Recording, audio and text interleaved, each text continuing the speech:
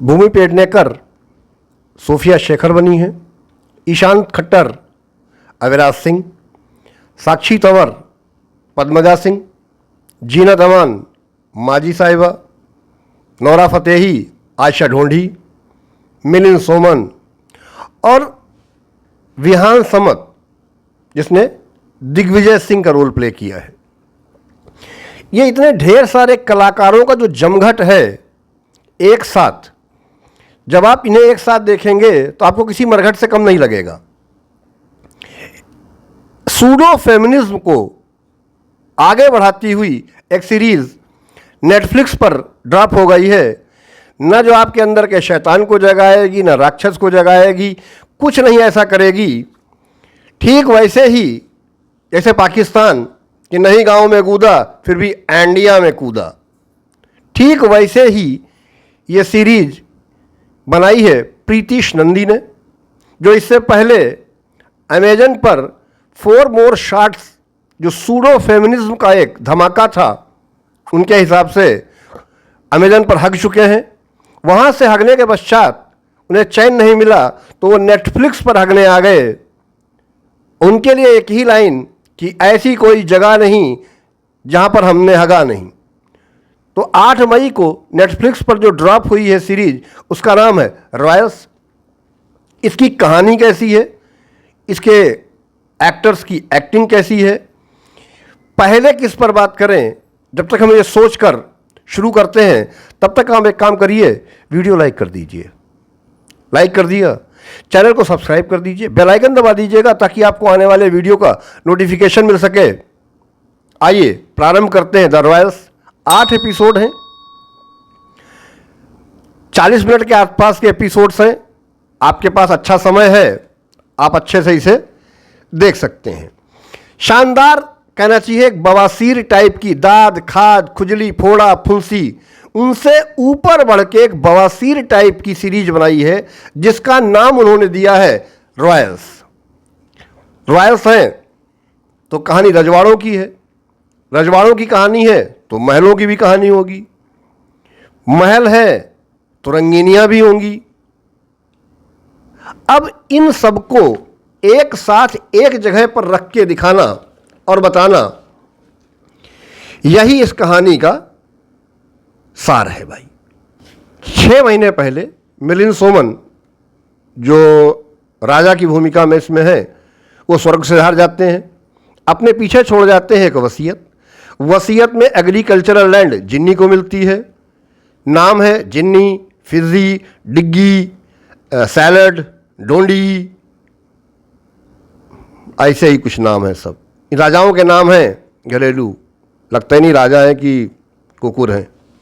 Agricultural land जिन्नी को, भूत बंगला दिग्विजय सिंह को, और राजा बनाते हैं वो अविराज सिंह जो ईशान खट्टर, मैंने पहले ही बता दिया सबके नाम। इसीलिए कहानी श्रीलंका से शुरू होती है, श्रीलंका से होते हुए राजस्थान पहुंचती है, जहां पर एक शाही महल राज परिवार के साथ लेना है और उसे होटल में तब्दील करना है। शर्त यही है डील की कि राज परिवार उसी होटल में रहेगा ताकि जो गेस्ट आ रहे हैं उन्हें रॉयल्स के साथ, यानी रॉयल फैमिली के साथ कैसे रहा जाता है या रॉयल्स कैसे रहते हैं राजघराने, उनकी दशा और दिशा वो देख सकें, आम आदमी तक उसकी पहुंच कैसे बने। इस कहानी को लेकर के आगे बढ़ती हैं जो होटल खरीदने आई हैं सीईओ सोफिया शेखर और अविराज सिंह के बीच में, दिग्विजय सिंह के बीच में कैसी झड़पें चलती हैं और राजघराने कैसे होते हैं, किस प्रकार से राजघरानों का कारभार चलता है। अब एक चीज ये नहीं समझ में आई कि जब वसीयत में सब कुछ बता दिया गया तो कर्जे भी बताए गए। कर्जों के अनुसार मोरपुर के जो महाराजा हैं अविराज ईशान खट्टर, उनके ऊपर काफ़ी कर्जा है। इसी कर्जे से बचने के लिए चमगादड़ की टट्टी का वो क्या कहते हैं खाद बनाने से लेके और इसको होटल बनाने में महल को क्या क्या करना पड़ता है, बस क्या ऐसा होगा और कैसे होगा ये आपको सीरीज देखने पर पता चलेगा। खास खास बातें क्या हैं भाई, कैसे जो है सोफिया शेखर, जो कि सूडो फेमिनिज्म के नाम पर यानी फीमेल लिबर्टी के नाम पर अपने मेल कलीग्स के साथ में किस प्रकार का व्यवहार कर सकती है, कितनी उनकी बेइज्जती कर सकती है, कोई लिमिट नहीं है, क्योंकि वो फेमिनिज्म को बढ़ावा देना है। अगर कुछ कमी रह गई तो फिर मज़ा नहीं आएगा। और वो यही करने के चक्कर में अपने कलीग्स का तबला बजाती है और कई बार कई अन्य लोगों से अपनी ढपली बजवाती रहती है, खुले में भी। कोई देख रहा है कोई नहीं देख रहा है, इससे कोई मतलब नहीं है, क्योंकि ये फीमेल लिबर्टी को बढ़ावा भी तो देना है।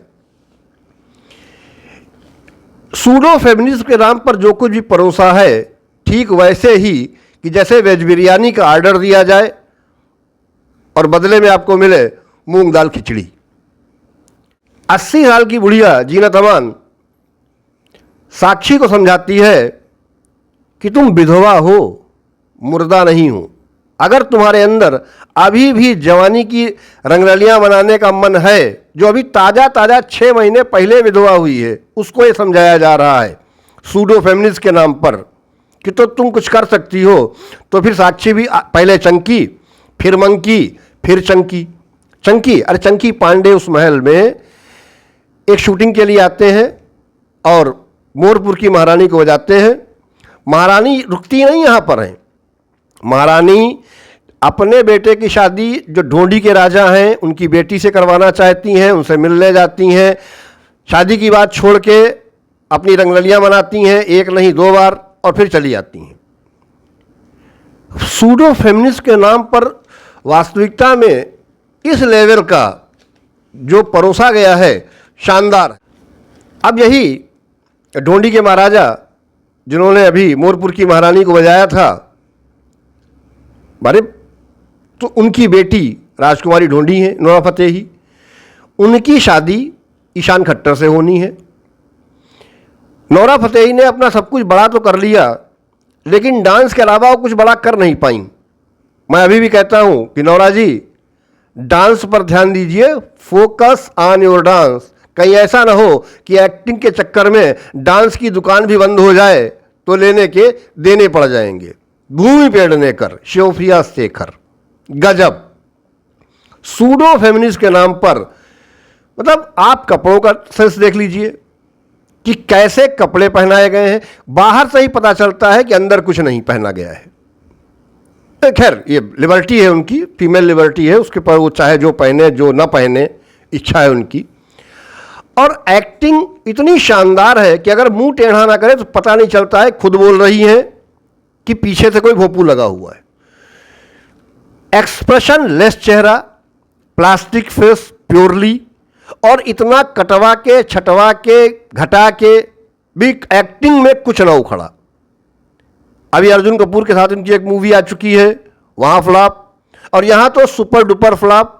वाहियात से वाहियात एक्टिंग का भी अगर किसी का कोई आपको याद आता हो एक्टर की एक्टिंग, उसके सामने भी भूमि को ही अवार्ड मिलेगा वाहियात एक्टिंग में।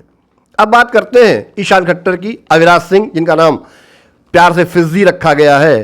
फिज्जी और अविराज का क्या कॉम्बिनेशन है, खैर आप खुद सोचिएगा। शॉर्टलेस हुए, घोड़े के साथ जब वो होते हैं तो उनसे ज़्यादा अच्छी एक्टिंग घोड़ा कर रहा होता है। घोड़ा ज़्यादा अच्छा लगा है ईशान खट्टर से।